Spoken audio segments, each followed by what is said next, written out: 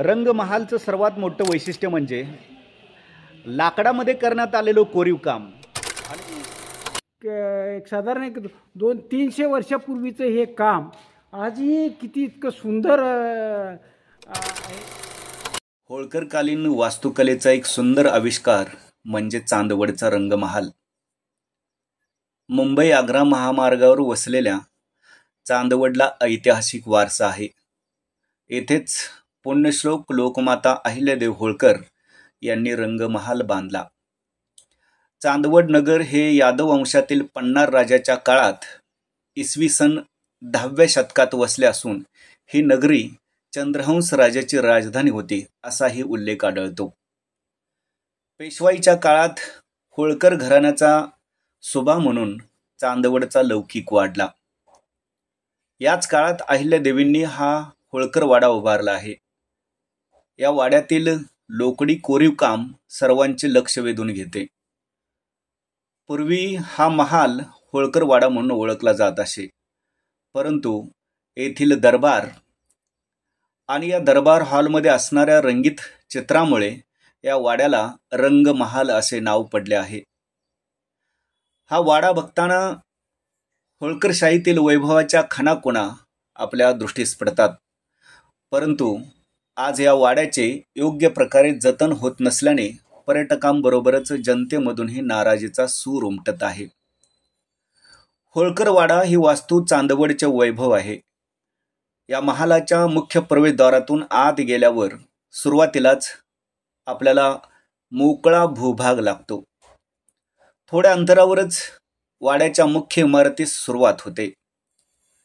दर्शनी बाजूच्या दोन्हीकडून 2 जिने आहेत. हे जिने दुसऱ्या मजल्यावरील दरबारी सभागृहात जातात. या भव्य सभागृहात अनेक निसर्गचित्रे, पशुपक्षी, तत्कालीन महिला पुरुष, मुले, त्यांची वेशभूषा अशी अनेक चित्रे आपल्याला दिसून येतात. इतिहासात न्यायदान आणि आस्थापनेसाठी सुद्धा याच सभागृहाचा उपयोग केला जात असे. हा रंगमहाल इतका भव्य दिव्य आहे की हा वाडा पाहिल्यानंतर आपल्याला पुण्याच्या शनिवार वाड्याची आठवण येते. उत्तरेकडे तोंड असलेल्या प्रवेशद्वाराची कोरीव कमान, खिडक्या, आतील पहारेदारांच्या खोल्या आणि वर अंबारीसारखी घुमट असलेली तटबंदी पाहिली की रंगमहालचा रुबाब आणखी नजरेत भरतो. प्रवेशद्वाराचा लाकडी दरवाजा आजही शाबूत असून तोही वैशिष्ट्यपूर्ण पद्धतीने घडवलेला आहे. परकीय आक्रमण झाल्यास दरवाजा हत्तीच्या धडकीने तोडला जाऊ नये म्हणून त्यावर लांब व टोकदार असे लोखंडी खिळे बसवलेले दिसतात. या दरवाजाच्या भव्यतेवरूनच आतल्या रंगमहालाचा पसारा किती असावा याचा अंदाज येतो. आत प्रवेश करताच समोर मुख्य महाल नजरेत पडतो. लाकडाचे भव्य खांब, त्यावरील नक्षीकाम, गोलाकार कमानी, बारीक कलाकुसरीची वेलबुट्टी, लाकडाला कोरून केलेल्या जाळीच्या भिंती अशा अनेक गोष्टी आपल्याला भव्य दिव्य अशा होळकरकालीन स्थापत्यकलेची ओळख करून देतात.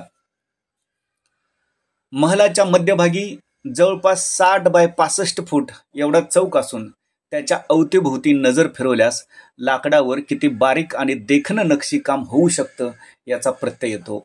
रंगमहालचं सर्वात मोठं वैशिष्ट्य म्हणजे लाकडामध्ये करण्यात आलेलं कोरीव काम आणि विशेष म्हणजे हे कोरीव काम आज आणि अगदी त्या काळातही अन्यत्र कुठेही पाहायला मिळत नव्हतं. हा स्थापत्यकलेचा एक उत्कृष्ट नमुना तर आहेच, परंतु लाकडामध्ये कलाकुसर कशी करावी त्याचा देखील एक सर्वोत्कृष्ट नमुना आहे. त्यामुळे स्थापत्यशास्त्रात रंगमहालची अनेक वैशिष्ट्य आपल्याला सांगितली जातात किंवा ती दिसून येतात आणि ही त्याची दृश्य आहेत. आपण बघू शकतो लाकडावरती कशा पद्धतीनं हे कोरीव काम जे आहे ते या ठिकाणी करण्यात आलेलं आहे. नक्षीकाम, सुबक नक्षीकाम म्हणजे मन प्रसन्न करणारं नक्षीकाम. नक्षीकामाचा एक उत्कृष्ट नमुना. विशेष म्हणजे हे सगळे काम सागवानी लाकडामध्ये करण्यात आलेलं आहे आणि सगळी सागाची लाकडं आहेत. त्यामुळं अहिल्यादेवींच्या पासून ते आजपर्यंत ही सगळी लाकडं या ठिकाणी टिकून आहेत. काही ठिकाणची नक्षी या ठिकाणी उडालेली आहे.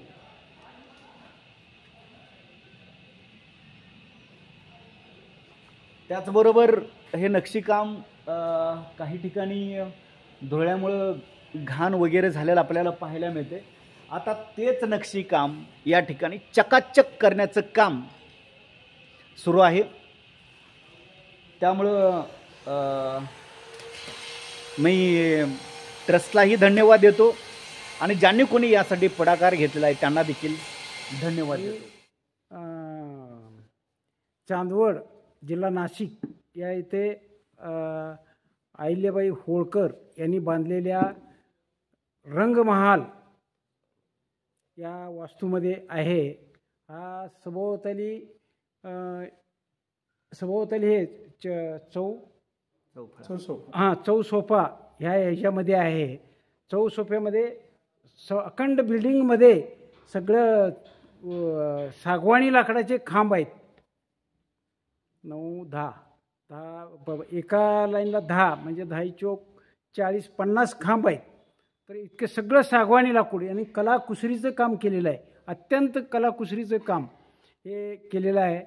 म्हणजे किती पूर्वी एक साधारण 200-300 वर्षापूर्वीचं हे काम आजही किती इतकं सुंदर आहे. हे म्हणजे याची किंमत म्हणजे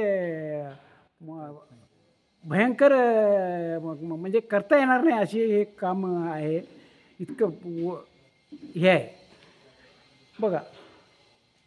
चौबाजून आहे. मी आता सध्या चौसोफामध्ये आहे उभा. हे म्हणजे किती सुंदर काम आहे.